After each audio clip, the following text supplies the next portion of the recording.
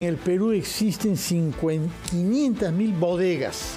De esas bodegas, que son la vida de los barrios y que permiten una socialización y vidas y ciudades con humanidad, ¿no? Y con contacto, y gente que fían y conversaciones que se hacen, etcétera, 80% son gerenciadas por mujeres.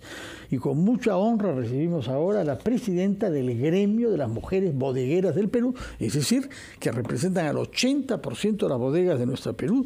Se trata de la señora Mercedes Quiñones, a la que saludamos y agradecemos por estar acá.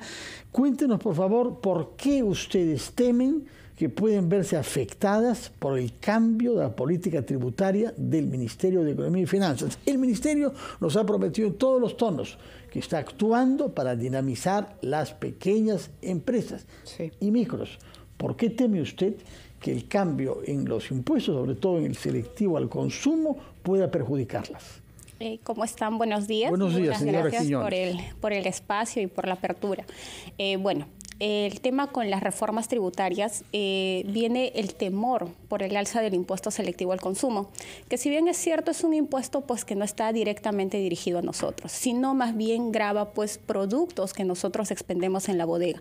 Estos productos, llámense bebidas alcohólicas, cigarros, gaseosas, son productos que se suelen vender cotidianamente y en gran cantidad. O sea, del 100% de ventas que tú tengas en tu bodega, hablamos que un 40% son estos productos. Y estos productos están gravados con este impuesto.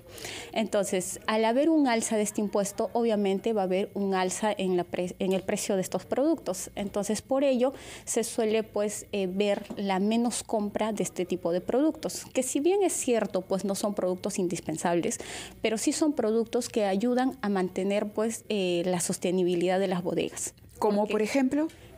Hablo de las bebidas alcohólicas, de los cigarros, de las bebidas azucaradas, que están gravadas con este impuesto. A eso le sumamos que este impuesto grava también, pues no el tema del combustible. Combustible, eso le iba a mencionar. Entonces, en provincias nosotros solemos cubrir el tema del flete. Este impuesto lo terminamos pagando nosotros.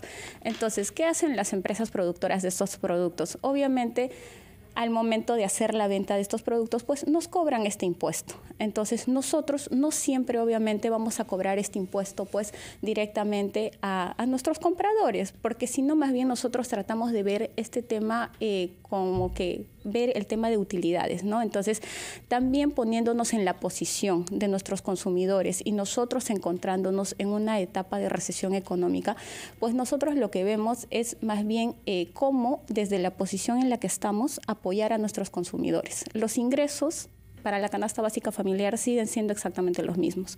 No hay un aumento, no hay un alza. Entonces, y ha bajado un poco incluso los ingresos, ¿eh? Además, a eso le sumamos pues que hay bastante desempleo, hay informalidad en el tema de laboral, se ha visto bastante en la pandemia. Entonces, ahorita, en una época de recesión económica, en una época en la que nosotros como pequeñas empresas no logramos un punto de equilibrio ni estabilidad económica. Desde antes de la pandemia, ¿no? Claro, porque, o sea, tengamos en cuenta que las bodegas funcionan con capital propio, porque no necesitas de grandes capitales, y funcionan comúnmente en casas, o funcionan como que la salida a qué hacer para pues sobrevivir en esta época, ¿no? Y lo hemos visto cuando la gente se quedó desempleada y por ello mismo pues vio en una bodega la opción de poder surgir. A eso le sumas que hemos tenido que atravesar el fenómeno del niño que ya se viene de nuevo. A eso le sumas el tema de la inseguridad ciudadana, le sumas la crisis político-social que hubo, que lamentablemente pues no nos dejó llegar al tope o a la planeación que nosotros teníamos en las campañas, porque las bodegas trabajan con la época de julio, que es fiestas patrias, y con la época de diciembre.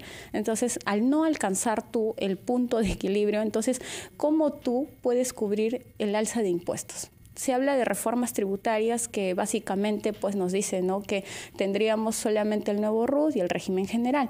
Pero ¿qué pasa con los que pertenecemos al régimen especial? ¿Qué pasa con los que pertenecemos al régimen MIPE? Nos tenemos que acoger automáticamente a uno de esos dos regímenes. Entonces, al estar acogidos a uno de esos dos regímenes, pues sabemos bien que obviamente las obligaciones tributarias son en relación a los ingresos que tengas, ¿no?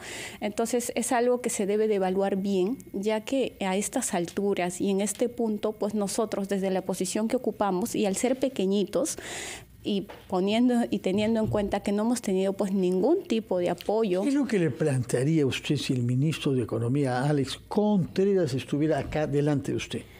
Bueno, le pediría que tenga mayor tino al evaluar el alza del impuesto selectivo al consumo, puesto que no es una época para que nosotros podamos asumir el alza de este impuesto. De acuerdo. Ahora bien... Ahora, no es una decisión tomada todavía por el MEF, ¿no? Está en evaluación. Está en evaluación el incremento del impuesto selectivo al consumo en efecto. La realidad de las bodegas, digamos, o de las MIPES, hablamos también con otros ministros del sector. Por ejemplo, la ministra que ha estado vinculada desde siempre, la señora Choquehuanca, exacto. Perdón que me haya olvidado el nombre. Usted habla del ministro de Economía, pero ¿qué otros problemas, por ejemplo, podría mencionar que requiere el sector al que usted pertenece para empezar a dinamizar también esa economía que, como nos ha contado, no recupera el nivel prepandemia? Exacto.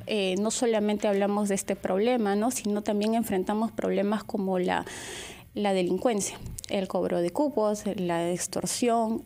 Nosotros como gremio, como Asociación de Mujeres Bodegueras, tratamos de empoderar a la mujer, pero en base al conocimiento. Entonces nosotros creemos mucho en que una mujer con conocimiento puede lograr grandes cosas, ¿no? Y no ver a su bodega solamente como que la tiendita de bar, sino verla de modo empresarial, verla como un medio para que pueda alcanzar sus objetivos. Entonces, ¿qué es lo que pasa? Que por eso mismo, como asociación, se gestiona, pues, ¿no?, que, por ejemplo, las agremiadas puedan contar su historia en los diferentes medios de comunicación escrita. ¿Y qué ha pasado? Y es una realidad y es un problema el que nos está revelando usted. Exacto, sí, son casos que se han visto. ¿Y qué ha pasado con esto? Que los extorsionadores, los delincuentes piensan que porque ya sales en algún medio es porque pues estás moviendo los grandes capitales, estás moviendo gran cantidad de dinero. Y no es el caso. O sea, nosotros buscamos pues más bien que sean conocidas y que se cuente su historia, ¿no?